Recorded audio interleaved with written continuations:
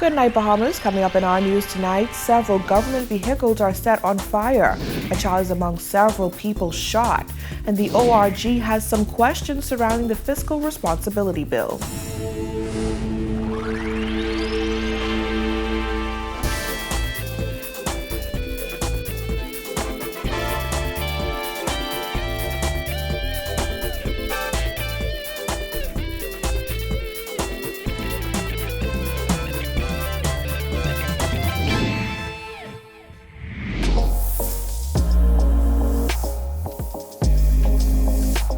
Our news is brought to you by Alive.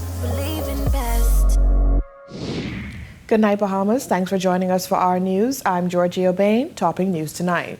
Police of the Fire Branch Services are investigating a suspected arson.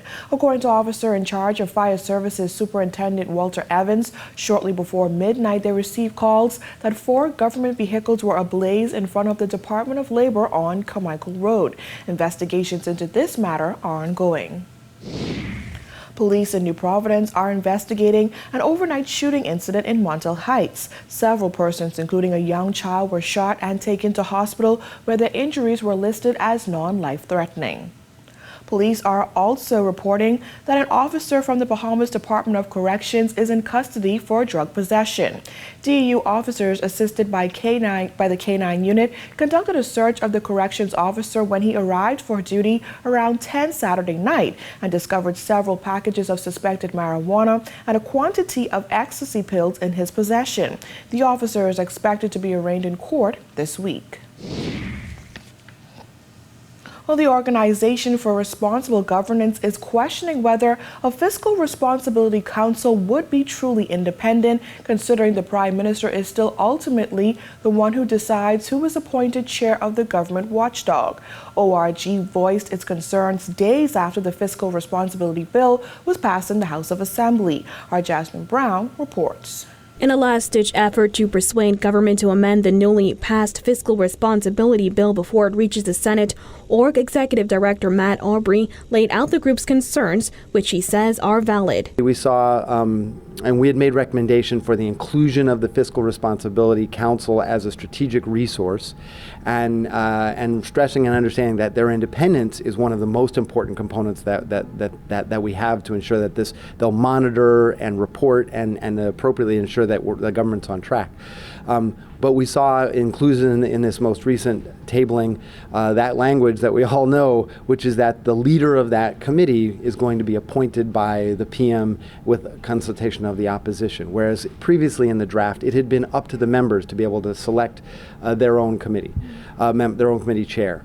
What was interesting on that is the selection of the committee was put forward in a new way, in that they are nominated by independent groups like the Chamber and BICA and the Bar and University of the Bahamas. So that group that does have an independent core should ultimately be able to select its leader, and that maintains a level of independence, as well as avoids the perception of any potential political influence, which we know can undermine this type of work.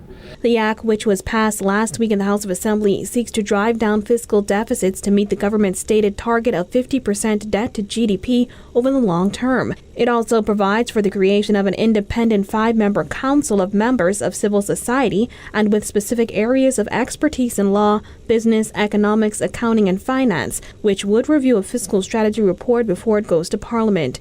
Aubrey says ORG will make an appeal to the Senate to reconsider this structure and make a recommendation for amendment. What we're doing right now is we're calling for the Senate, because they have that secondary review as it goes to the upper house, to be able to look at it and possibly make recommendation for amendment to, again, strengthen some of these capacities for discouraging breach and for including and strengthening the independence of the Fiscal Responsibility Council. All told, though, this is a key piece of legislation, and one that we see as essential to be able to restoring the level of national debt to a manageable level, as well as open up and give transparency and accountability. Additionally, Aubrey questioned the removal of the Public Accounts Committee as a measure of accountability. Last week, Progressive Liberal Party Deputy Leader Chester Cooper insisted the PAC has been rendered toothless and should have a role in enforcing the legislation. Despite these areas of concern, Aubrey commended the Ministry of Finance for taking deliberate and extensive steps to engage stakeholders and solicit public consultation in the development of the legislation.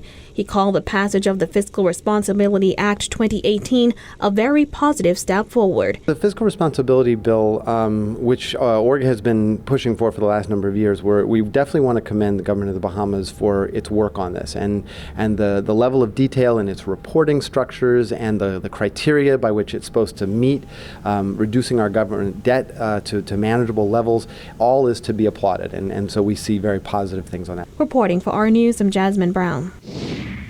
Well, it's been about 3 months since the Economic Empowerment Bill was passed. However, it may take years before one of its key initiatives is fully completed. Under the bill, the government has promised that outside toilets will be removed. However, Bain and Grantstown MP Travis Robertson has a different opinion. Our Jillian Gray has the details. According to the Department of Statistics, over 3,500 private homes in the Bahamas use either an outside toilet, unconventional toilet facilities, or do not have toilet facilities at all. In the Bain and Grantstown constituency, about 599 residents use pit latrines. Despite these staggering numbers, the MP for that constituency says many residents do not consider it a concern. For many of them, what I've come to realize is it's, to be honest, not a concern. See, after you would have lived something for so long, it becomes the norm for you. So it's no longer taboo to be disposing of feces the way that you do. This is a custom. And then for young children growing up, they don't know anything else. So for them, this is the reality until they are exposed and they go to someone else's home where the restroom is properly structured, etc. Through its over-the-hill rejuvenation program, the government has promised to eliminate outside toilets by 2025. However, the Bain and Grantstown MP said he's not sure that will happen. I think we have a long way to go. I personally will not say that this is a 5-year or even a 10-year goal that we can achieve in that span of time, because of the many years that this problem has escalated. This is certainly not an overnight fix. The Bain and Grantstown MP shared his own experience with outside toilets, adding that the vexing problem poses a serious health risk. I grew up in a home right here in Bain and Grantstown too, with outdoor toilets, and so that is sometimes that's putting your feces inside a slop bucket. There are some times where they have woods that built over the ground, and it's built like a cabinet, and so persons sit on the wood and then just release their feces into the ground. According to the 2013 Private Dwellings by Type and Use of Toilet Facilities and Main Source of Water Supply report, 200 households had no form of toilet facilities, and over 1,000 households used other facilities such as slop buckets or disposed of waste in the bushes. Robinson said those numbers confirm a sad reality, which is that many are living with no cesspit or running water. The health risk is so high, it is to me incomprehensible sometimes.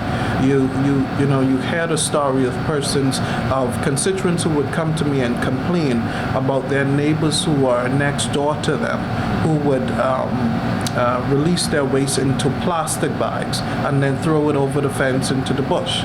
And so the concern is a high priority. The government promised to launch a request for proposal for the design and construction of affordable prefabricated bathroom units and septic tanks. Officials plan to identify 100 homes per year for bathroom and piped water retrofitting. While Robinson said he is unsure if that process has begun, he knows that eliminating pit latrines will come with many other problems. Even before we can get to the removal of these outside toilets per se, we have to deal with the water issue. How do we get proper plumbing to these various houses.